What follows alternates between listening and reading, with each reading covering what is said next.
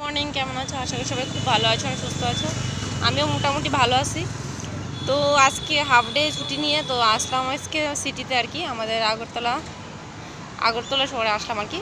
তো এটা হলো পোস্ট অফিস সমনি, তো কিছু আধার কার্ড ব্যাপারে তো আসলাম আর কি। তো এখন এসে শুনছি মার্চ মাসের আজকে নিয়ে 8 তারিখ কিন্তু সেকেন্ড স্যাটারডে। তাহলে দেখো কপালটা কত খারাপ হতে পারে।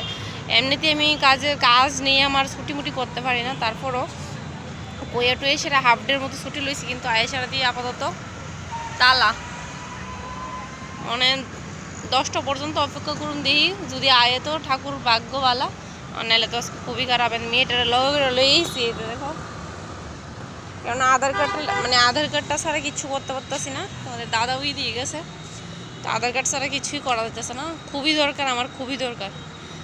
তো দেখা যাক কি হয়।